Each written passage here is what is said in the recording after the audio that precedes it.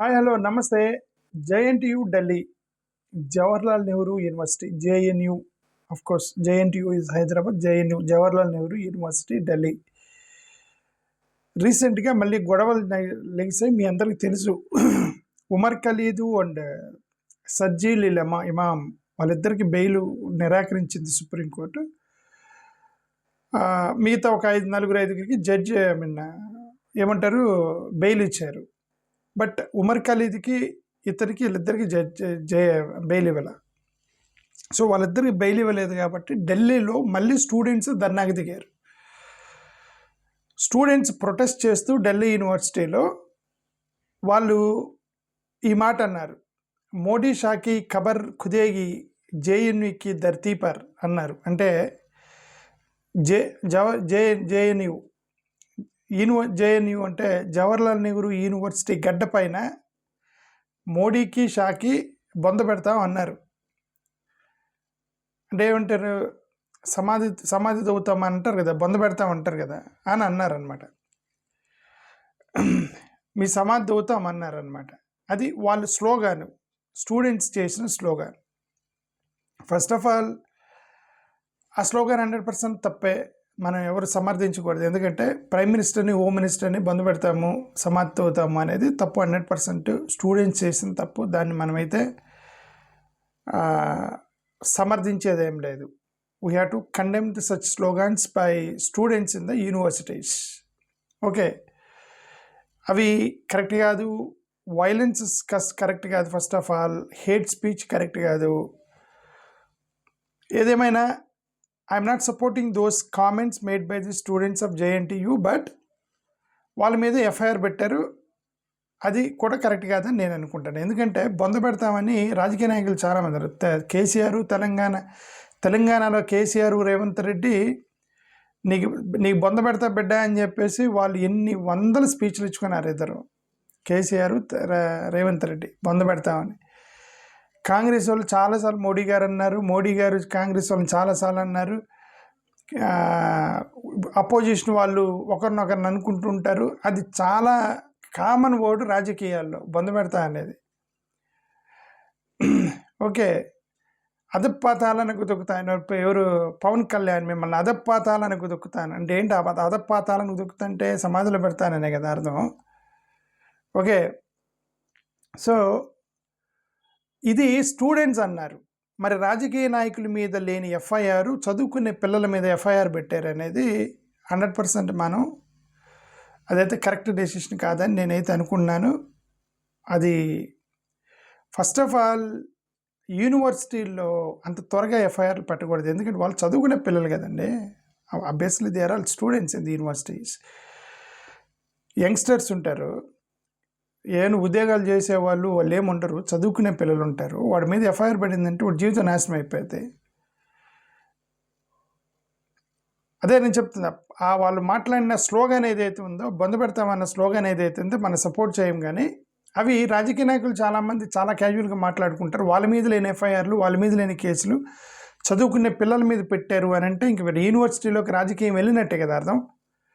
యూనివర్సిటీలో కూడా పిల్లల్ని ఇంకంతే, ఇంకా పిల్లల మీద కూడా అంత సహించేటువంటి పొజిషన్లో జేఎన్యు అడ్మినిస్ట్రేషన్ లేదు అని అర్థం. అది ఒకటి నాకు అర్థమైంది. Okay,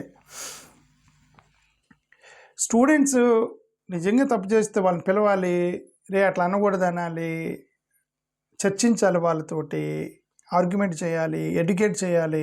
after all that is an educational institution, that is for educating the people, right?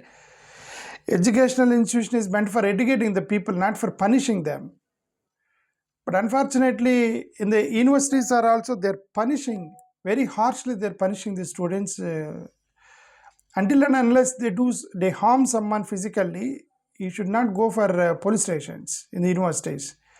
Mari kottugoni ragging chesi, lynching chesi, వేరే వాళ్ళని కొట్టి తలకాయలు పగలగొట్టి హత్యలు చేస్తే అప్పుడు వాళ్ళ మీద కేసులు పెట్టాలి తప్ప, స్లోగాన్స్ ఇచ్చారని, ధర్నాలు చేశారని వాటి మీద మళ్ళీ ఎఫ్ఐఆర్ పెట్టారంటే అది బాధాకరమైనటువంటి విషయంగా నేనైతే భావిస్తున్నా. ఓకే, ఎడ్యుకేషనల్ ఇన్స్టిట్యూషన్లో ఎథిక్స్ గురించి మాట్లాడతారు, రైట్? ఫ్రీడమ్ ఆఫ్ స్పీచ్ అనేది ఎడ్యుకేషనల్ ఇన్స్టిట్యూషన్ లేకపోతే ఇంకెక్కడ ఉండాలి? ఎథిక్స్ గురించి, మారల్స్ గురించి టీచ్ చేసేటువంటి వ్యవస్థ అది ఎడ్యుకేషనల్ ఇన్స్టిట్యూషన్ అనేది. ఆ ఎడ్యుకేషనల్ ఇన్స్టిట్యూషన్లో సహనం కోల్పోయి విద్యార్థుల మీద ఎఫ్ఐఆర్ పెట్టారు. అది ఎఫ్ఐఆర్ పెట్టడం ఖండిస్తున్నాం, కామెంట్స్ ఖండిస్తున్నాం, కానీ ఎఫ్ఐఆర్ పెట్టడం కరెక్ట్ కాదని నాకైతే అనిపిస్తుంది. అది ఓకే, ఎందుకంటే వాళ్ళ కెరీర్ పాడైపోద్ది, వాళ్ళు ఉద్యోగాలు చేయలేరు, ఉద్యోగాలు రావు వాళ్ళకి. ఈ మధ్య ప్రైవేట్ వాళ్ళు కూడా ఫారెన్ వెళ్ళలేరు, ఏమైనా పీజీ లాంటివి చేయాలంటే ఫారెన్ వెళ్ళండి, ఎఫ్ఐఆర్లు ఉంటే వెళ్ళలేరు ఫారెన్కి. ఇవన్నీ ఉంటాయి. తొందరపడి స్టూడెంట్స్ మీద ఎఫ్ఐఆర్లు పెట్టకూడదు. ఏం చేస్తారు, యూనివర్సిటీలోకి రాజకీయం వెళ్ళింది. సో ఇక అది how a politician is thinking that university authorities are also thinking the same way. That's correct thing what I understand, not correct thing what I understand. Okay, గతంలో ఇట్లాంటి similar inflammatory statements political leaders చేసినప్పుడు వాళ్ళ మీద పెట్టకుండా students మీద పెట్టడం అంటే మోడీ గారిని, అమిత్ షా గారిని అన్నారు అనేది కదా. ఇప్పుడు అదే వాళ్ళు చిన్న ఎమ్మెల్యేని, ఎంపీ నుండి పడుచుకునేవాళ్ళు కాదు. ప్రధానమంత్రిని, మోడీ, అమిత్ షా గారిని అన్నారని వాళ్ళు అంత పెద్ద డెసిషన్ తీసుకున్నారు, స్టూడెంట్స్ మీద ఎఫ్ఐఆర్ పెట్టారని నేను అనుకుంటున్నా. ఈ సపరేషన్ ఆఫ్ డిసెంట్ అనేది కరెక్ట్ కాదు. ఓకే, ఫ్రీడమ్ ఆఫ్ ఎక్స్ప్రెషన్ మనకి ఆర్టికల్ 21 ఇచ్చింది. వాళ్ళు ఏం బూతులు మాట్లాడలేదు, కామన్ వర్డ్ మాట్లాడారు. సో అయినా సరే జడ్ని సైలెంట్ చేయడానికి ట్రై చేస్తున్నారు, జడ్ని సైలెంట్ చేయడానికి ట్రై చేస్తున్నారు ఫోర్స్ఫుల్గా. ఇది మనకు ఒకటైతే అర్థమైంది. సరే, ఎనివే, అసలు ఉమర్ ఖలీద్ అండ్ సర్జీల్ ఇమాం వాళ్ళిద్దరికి బెయిల్ రాకపోవటమే అదే కొద్దిగా ఆశ్చర్యం వేసింది చాలామందికి.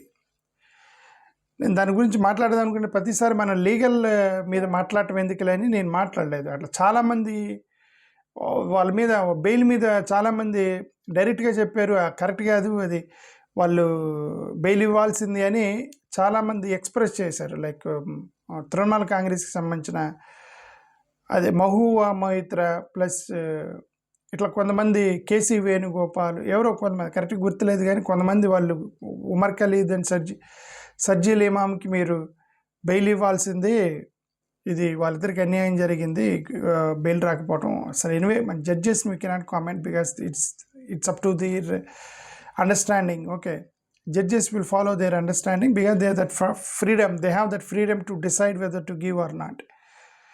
But disappointment ఎక్స్ప్రెస్ చేశారు వాళ్ళిద్దరు బెయిల్ రాకపోవటం. ఇప్పుడు మనకే డిసప్పాయింట్మెంట్ అయితే మరి ఆ యూనివర్సిటీలో ఆ పిల్లలకి ఇంకా ఎక్కువగా డిసప్పాయింట్ అయ్యి ధర్నా చేశారు. ధర్నా చేసి మోడీ షా మీకు బంద్ పెడతామన్నారు. ఇది తీసుకెళ్ళి ఎఫ్ఐఆర్ పెట్టి లోపల వేసారు యూనివర్సిటీలో. అదే సంగతి. థ్యాంక్ యూ, నమస్కారం.